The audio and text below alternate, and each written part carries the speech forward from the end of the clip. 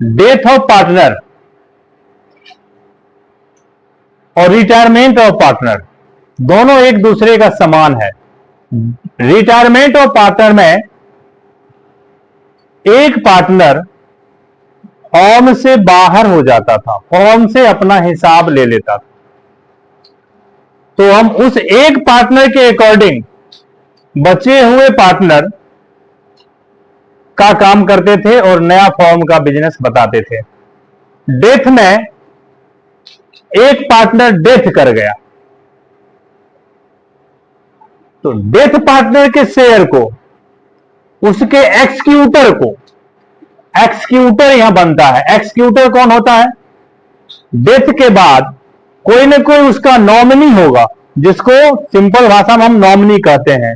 व्यक्ति के नहीं रहने पर उसका असली उत्तराधिकारी जो होता है उसको नॉमिनी कहते हैं, जिसको इस चैप्टर में एक्सक्यूटर उत्तराधिकारी कहा जाता है। रिटायरमेंट में हम रिटायरमेंट पार्टनर का अकाउंट बनाते थे, डेथ में एक्सक्यूटर का अकाउंट बनाएंगे, उत्तराधिकार का खाता। सिर्फ इसी चीज का फर्क है।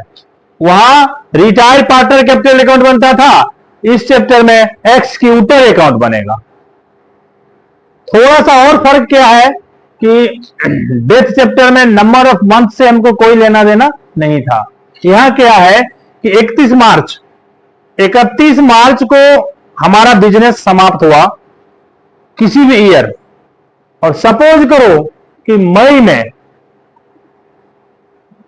चाहे मई के लास्ट के दिन चाहे मई के किसी भी तारीख को मरा, तो वहां पे हमको नंबर ऑफ मंथ निकालना होगा कि कितना दिन नया फाइनेंसिंग ईयर में ये पार्टनरशिप जिंदा रहा। प्रत्येक चीज में, खास करके रिवैल्यूएशन प्रॉफिट में जितना दिन वो जिंदा रहा उसी के अनुपात में शेयर देंगे। तो थोड़ा सा ध्यान दें।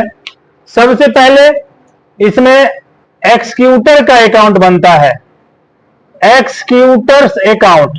एक्सक्यूटर क्या होता है?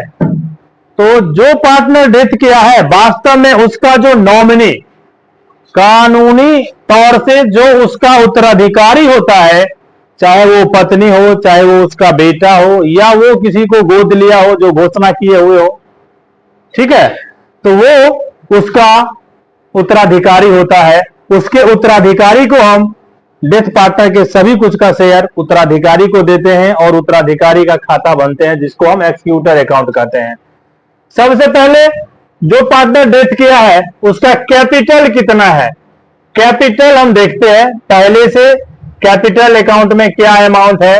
फिर जनरल रिजर्व, सवाल में जनरल रिजर्व कितना है इसमें शेयर देते हैं। फिर पहले से अगर प्रश्न में प्रॉफिट है, पहले से प्रॉफिट एंड लॉस है, तो इसको डिवाइड करते हैं। पहले से प्रॉफिट लॉस को डिवाइड करने के लिए डेट ध्यान देना जरूरी नहीं है, ठीक है, क्योंकि ये उसके जिंदा की अवस्था का था, इसलिए इससे पूरा शेयर देंगे। यहां पे मंथ या डे लागू नहीं होगा। इसके बाद गुडविल, जैसे रिटायरमेंट में हम तय किए हैं, रिटायरमेंट में जो हम तय किए हैं कि जो पार्टनर रिटायर कर रहा था उसका गुडविल में शेयर निकाल के उसके शेयर को गेनिंग रेशियो में रिमेनिंग पार्टनर के बीच बांटते हैं, वही काम यहां भी करना है। फॉर्म के गुडविल में डेथ पार्टनर का शेयर निकाल के और इसको रिमेनिंग पार्टनर में बांटते हैं, और इसके लिए रिटायरमेंट पार्टनर में हम एंट्री करते हैं रिमेनिंग टू रिटायरिंग, यहां एंट्री करेंगे remaining to death partner capital account, ठीक है। इसके बाद चूंकि इसका संबंध डेथ से है, इसीलिए JLP ज्वाइंट लाइफ पॉलिसी में भी शेयर करेंगे। ज्वाइंट लाइफ पॉलिसी दो रूप में होता है, ध्यान दें। ज्वाइंट लाइफ पॉलिसी एक जो एसेस्ट भाग में पहले से है, जिसको हम बुक वैल्यू कहते हैं, और दूसरा जो एडजस्टमेंट में सरेंडर वैल्यू करके दिया हुआ है, यानी वास्तव में हमको क्या क्लेम मिला, डेथ के बाद क्लेम के रूप में हम क्या रिसीव किए। ये दो रूप में हम ज्वाइंट लाइफ पॉलिसी को पढ़ते हैं। अभी एक लड़का पूछा था, समझना, यहां यही चीज से वो भी और क्लियर हो जाएगा।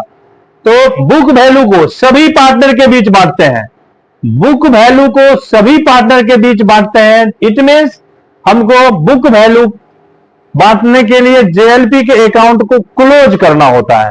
अकाउंट क्लोज करने के लिए all partners account DR, all partners account DR to JLP account लिखते हैं। JLP account close, JLP account written off लिखें या क्लोज लिखें। और यहां सरेंडर वैल्यू के लिए दो एंट्री, पहला सबसे पहले हमको इंश्योरेंस कंपनी से मिला पैसा, इसका एंट्री करेंगे। इंश्योरेंस कंपनी से जो पैसा मिला इसके लिए cash account DR to insurance company account, या इसके बदले जेएलपी अकाउंट भी लिखते हैं। Being claim received, being claim received, और इसको फिर पार्टनर के बीच बांटते हैं। JLP account DR to all partners account, all partners account being surrender value of JLP, JLP divided between all partner, between all partner. अब यहां ध्यान दें, ये गुडविल टॉपिक, गुडविल ये भी एसेस्ट में भी होता है और हमें वैल्यूड भी करना होता है। एसेस्ट में जो गुडविल है इसको ओल्ड गुडविल कहते हैं। इस ओल्ड गुडविल को कैपिटल अकाउंट के डीआर भाग में, कैपिटल अकाउंट के डीआर भाग में ऑल पार्टनर के अकाउंट में लिखते हैं। और वैल्यूड, वैल्यूड गुडविल के लिए हम एवरेज प्रॉफिट कैलकुलेट करते हैं। एवरेज प्रॉफिट कैलकुलेट करने के बाद एवरेज प्रॉफिट में परचेजिंग ईयर से इनटू करके गुडविल का वैल्यूड होता है। उसमें शेयर निकालते हैं, share of death partner, death partner का क्या शेयर है और इसके शेयर को रिमेनिंग पार्टनर में डिवाइड करते हैं, इसके शेयर को रिमेनिंग पार्टनर में डिवाइड करते हैं। तो गुडविल के लिए भी दो स्थिति, एक जो पहले से प्रश्न में है, इसको सभी पार्टनर के बीच होल्ड रेशियो में बांट के कैपिटल अकाउंट के डीआर भाग में लिखते हैं। और एक वैल्यूड गुडविल, वैल्यूड गुडविल के लिए एवरेज प्रॉफिट निकाल के एवरेज प्रॉफिट में परचेजिंग ईयर से इनटू करते हैं तो हमारा गुडविल होता है। उस गुडविल में डेथ पार्टनर का शेयर निकालते हैं और उसके शेयर को रिमेनिंग पार्टनर के बीच गेन रेशियो में बांटते हैं। ठीक है, कैपिटल अकाउंट बनाते समय डेथ पार्टनर के शेयर को डेथ पार्टनर के अकाउंट में सीआर भाग में, और उसके शेयर को जब हम बैलेंस पार्टनर में बांटते हैं तो उसके डीआर भाग में लिखते हैं। अब इसके बाद प्रॉफिट कैलकुलेट करना होता है। प्रॉफिट हम कैलकुलेट करते हैं, profit calculated up to death time, up to death time. एक टॉपिक ये होता है इस चैप्टर में खास करके, और इसी का सवाल ज्यादातर पूछता है डेथ चैप्टर से। Profit calculate up to death time, यहां इसमें भी दो पॉइंट बनता है। एक, base on previous year, previous year का जो प्रॉफिट हमको दिया हुआ होता है उसी को हम बेस मान लें इस साल के लिए भी। सपोज करो पिछले साल का प्रॉफिट 50,000 था, तो ये 50,000 ही हमारा इस साल का प्रॉफिट माना जाएगा। अब इस साल 4 महीना ही पार्टी जिंदा रहा, नया फाइनेंसिंग ईयर में मात्र 4 महीना जिंदा रहा क्वेश्चन के अकॉर्डिंग, यदि तो इस 50,000 में डेथ पार्टनर का शेयर देंगे 50,000 इंटू 4 महीना के लिए 4/12। अब महीना की जगह अगर मान लो 60 दिन निकलता है, 57 दिन निकलता है, कुछ इस तरह डे में निकलता है, यानी किसी भी महीना के बीच में मरा, जैसे 20 तारीख को अगर मर गया किसी महीना के 20 तारीख को मर गया, तो उसमें तो अप्रैल से लेके जिस महीना के 20 तारीख तक मरा उसका हम दिन काउंट करेंगे, क्योंकि लास्ट जिस महीना मरा वो तो महीना पूरा नहीं हुआ, इसीलिए वहां पे हमको दिन में निकालना पड़ेगा। अप्रैल 30 दिन, मई 31 दिन, अगर जून 20 को मरा तो जून का 20 दिन, है ना। और ये तीनों के दिन को जोड़ेंगे तो डे निकलेगा। तो डे के स्थिति में यहां डे बाई 365, सपोज करो अगर 73 दिन पुरता है तो 73 बटा 365। अगर राउंड फिगर महीना है तो महीना बटा 12, अगर डे है तो डे बटा 365। इसमें से कोई एक ही एक सवाल में लागू होगा, दोनों लागू नहीं होगा। और इनटू जो भी हमारा रेशियो है, जैसे 5-3-2 का रेशियो है और जो मरा है उसका शेयर 2 भाग है, तो यहां रेशियो क्या हो जाएगा 2/10। इस तरह से जो निकलेगा वो डेथ पार्टनर का प्रॉफिट होगा। ये हो गया बेस ऑन प्रीवियस ईयर। और एक स्टेप होता है base on average profit. Base on average profit 3-4 साल 5 साल का प्रॉफिट दिया होता है, उसके औसत के आधार पे कहता है जिस साल मरा उस साल का प्रॉफिट निकाल लें। तो चारों साल के प्रॉफिट को जोड़ के 4 से भाग दे देंगे, चारों साल के प्रॉफिट को जोड़ के 4 से भाग दे देंगे तो हमारा एवरेज प्रॉफिट निकलेगा। इट मींस क्या हो जाएगा, total profit divided by year, और इसमें फिर हिस्सा देंगे जो भी यहां अमाउंट निकलेगा गुने मंथ या डे बाय 12 या 365 इंटू जो भी हमारा रेशियो होगा। ठीक है। और इसके लिए जर्नल एंट्री होता है, इस चीज के लिए जर्नल एंट्री होता है। तो जर्नल एंट्री करते हैं, यदि प्रॉफिट है तो profit account DR, profit and loss account DR to death, या इसी को डीकीज पार्टनर लिखना शुरू करता है, डीकीज पार्टनर्स अकाउंट या फिर एक्सक्यूटर अकाउंट। ठीक है। अगर लॉस है तो यही उलट जाएगा, पार्टनर का नाम डेबिट होगा और प्रॉफिट एंड लॉस क्रेडिट होगा। पहला क्वेश्चन निकालें डेथ पार्टनर का। फर्स्ट क्वेश्चन देखें, ए बी और सी पार्टनर है, इसका अकाउंट क्लोज होता है 31 दिसंबर को प्रत्येक साल। ए डेथ करता है 31 मार्च को। ध्यान दें, पार्टनर है A B C.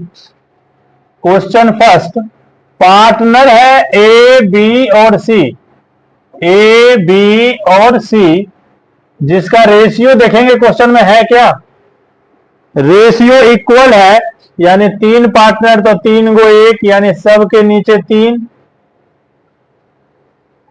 Death partner ए है, डेथ पार्टनर ए है,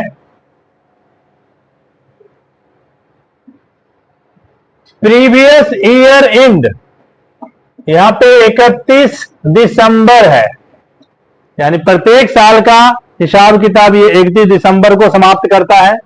जबकि डेट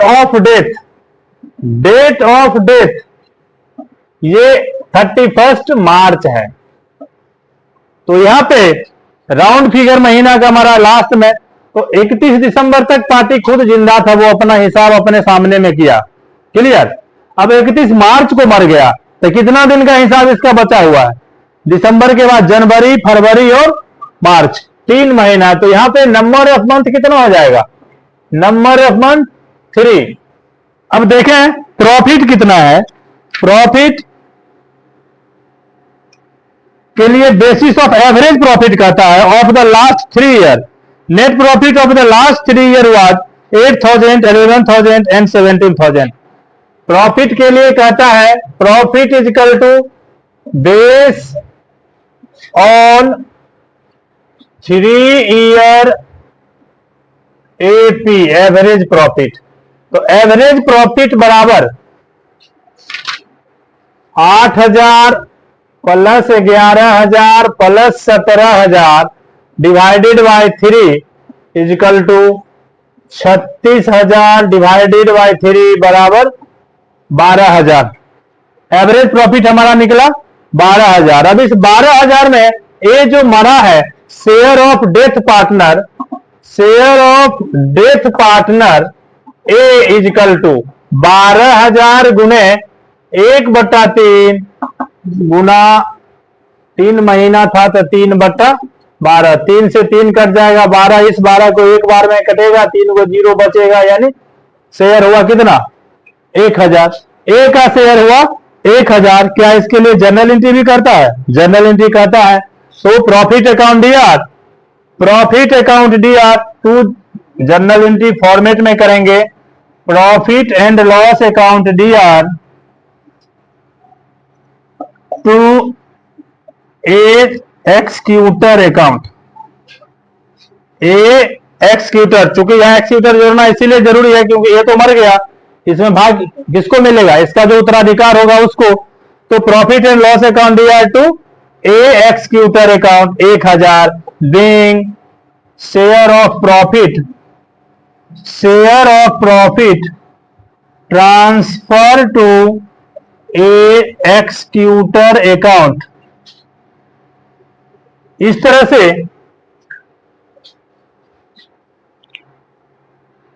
इस चैप्टर में एक्सक्यूटर अकाउंट तैयार होगा। अगला टॉपिक प्रॉफिट कैलकुलेट से संबंधित ही है। इसमें